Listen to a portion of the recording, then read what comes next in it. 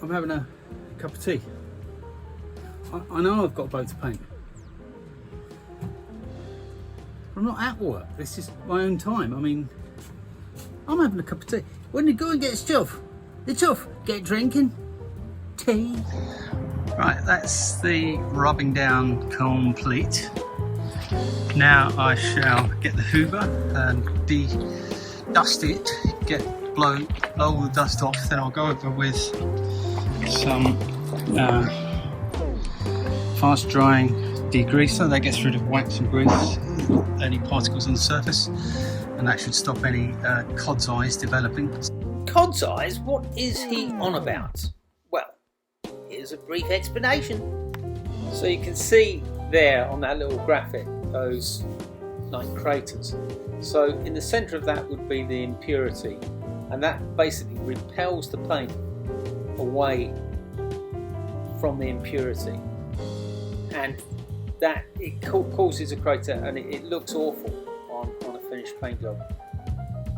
Basically, by using a degreaser, you can get rid of all the wax and silicon on the surface, and this greatly minimises the chances of any reactions. I call them cod's eyes. I think the proper name is fish eyes, but I like cod's eye. And importantly, round here, where I'm going to blend it in, because I want to go back to at least there, because I did a repair all the way down there once when she got damaged and it's not quite the right colour. So I'm just going to blend the repair in, so about there, just in front of that vent. I'll put a really thin layer over right at the end if I remember, and that will make it easier to sand and blend in. So we've got to do all that. That's going to take another hour or so, and like I said, we'll think about the top coat. If it's not suitable today, maybe leave it till tomorrow, but I'm hoping to get it done today. Feels good. Humidity is 68%. No rain forecast. Light winds. You get the occasional gust, which does kick some stuff up, but we're outside. There's nothing you can do, and to be honest, in Scotland it doesn't really get much better than this. Powerful sunlight like it was yesterday, day before, would be detrimental, because it would cause the thinners to flash off too quickly. So today's perfect, I think. It's perfect as it will get. So yeah, I'm talking myself into this now. I'll get back to you shortly. Okay, so I went and bought some new rollers. These are much better. They're not shedding at all. Brilliant. So I'm very pleased with that. And about to get going. Wish me luck. I can't film it, but I'll tell you what I've done off. So, first coat. Obviously you can see through it. That's expected, but can't really see where the repair was, that's for sure. It's all nice. Synopsis is that it is bubbling out, and got a couple of runs, but not bad actually. I mean, literally 2 tiny little ones. So I've come back this morning, and there's loads of air bubbles in this. You probably can't see it. I mean, it's shiny, great, but it's rough as a dog's ass. Maybe see it there. There's lots of tiny little air bubbles, and it's like, feels like sandpaper. So I'm sanding it back down as per the instructions. What have I learned? Well, in places where I put it on much heavier, it's much better. So I think basically it was flashing off too quickly, which was not enabling the air bubbles to pop out. But on this coat, I'm gonna roll it and then tip it. So I'm gonna roll it horizontally and then brush it vertically to finish. Maybe I overworked it slightly, not sure, but really I should get the there's a roller additive, but they don't sell it in the UK, weirdly.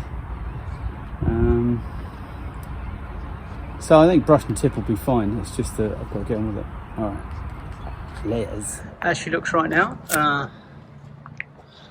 you can see there's some lines in it, but that should flow out. Let's go back to the front now and see where we started this journey together today on JJ, sailing vessel extraordinaire. That's flowed out nicely. Let's see. Let's leave that to dry, and we'll come back tomorrow and see if it's any good. Right, so final coat of Alexseal going on today, and I've made some really important discoveries along the way doing this, which I'd like to share. So for anyone that's looking at painting their boat, I mean, this is the only paint I've ever used for doing this kind of thing, so I can't compare it, but I mean, it's going on okay. But at the front I had a lot of brush marks up there from where I was brushing and tipping. That's where I was starting, and traditionally what I was doing, i.e. on the last two coats, was I was not thinning the paint enough, so it was going on too thick and therefore flashing off too quickly. So down this end, at the back, or the aft, if one wants to be nautically correct, it's very good. So what I did here was I did something slightly different in that I actually brushed it out horizontally, rolled it vertically and brushed it horizontally. Now, I've had advice from various people that that's not the right thing to do, but that's how I've had the best results so far. But I think basically if I get the viscosity right, i.e. the thickness of the paint, I think it will flow out nicely like it did there, because at the end there I knew I had enough paint left, and so therefore I was a bit braver with the amount of paint I put on. So yeah, I mean, I had no idea. It says it does 6 square meters, but you know, I mean, that's fairly arbitrary, I'm sure, depending on how you use it, the conditions, etc, etc. But so the conditions I'm using this in, it's probably about 19 degrees now. I'll get back with the full details on the relative humidity and everything, but I mean, it's a lovely day. There's a little bit of mist. We've got a slight northeasterly, I would say, so that this brings moist air off of the sea here where we are. So we'll see how it goes, but I'm just getting ready now to put on the final coat. I've flatted between each coat with 400 to try and get the worst off. I hadn't got every single ridge out, but I've got rid of the runs, and there weren't that many, to be fair. A couple of runs, and where there's a really large ridge from either roller or brush. Well, I've got rid of that and just keyed it up. And also it gets rid of, I mean, I only had about 4 flies in that, which is amazing when you consider where we are. I decided to paint the other side of the boat, as the colour match at the bow was horrendous. So since this just needed a light sand, I thought I'd just do it. Here you see me putting some of that black stuff on. That's guide coat, and it comes in a little tub. You just rub it on, and as you sand it down, it shows you where the low spots and the high spots are. You saw me do that with the primer, but this was a really good use for it too. And it just shows if there's any reactions in the old paint, or blisters or bubbles, it just makes it extremely obvious as you go over with the sander. So, going all right, probably halfway done.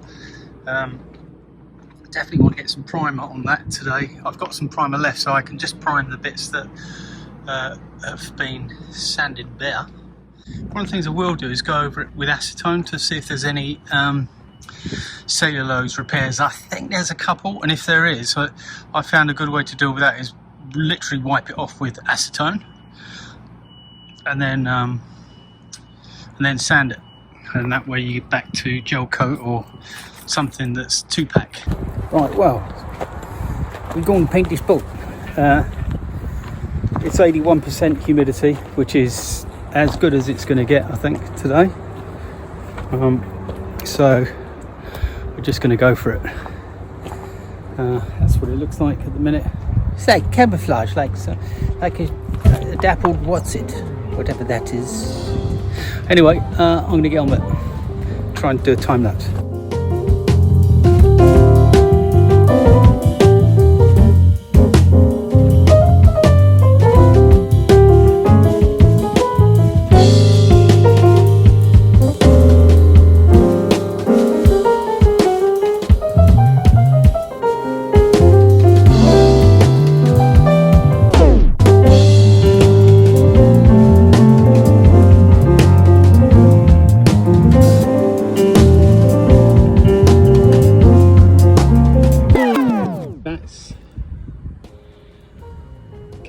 on, but that's really good.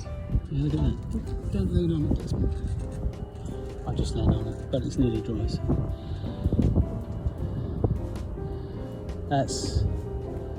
That's pretty good, isn't it? Look at that. So, that's the finish I got on this side.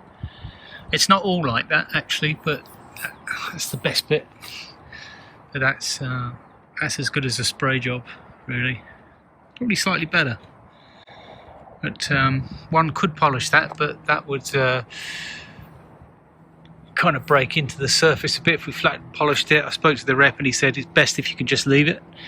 It gives you the best resistance to UV and wet. But as you see, as you go down, it's not quite as good as you get further down. But you can see there, it's not as good. I've got a couple of runs, but it's still pretty good. But it's not good enough. So I'm going to sand that down with 400, because I reckon what I've learned in the past 3 coats, if I apply what I've learned, I reckon I'll be able to get the whole thing as good as that. And if you look at that, I mean that's pretty damn good. Hard to see if you've got the light, but that's coat number 2 on this side, so that's looking nice actually. There is a few brush marks, but you know, I'm just gonna live with it. But she's looking lovely, man. I can't get over it. So yeah, basically one more coat, I think. I've got loads of paint actually. I've only just opened the second litre. So the good thing about that is that there is some white bits on the boat up the top there that are really thin, so I could rub that down and repaint that. That'd be cool.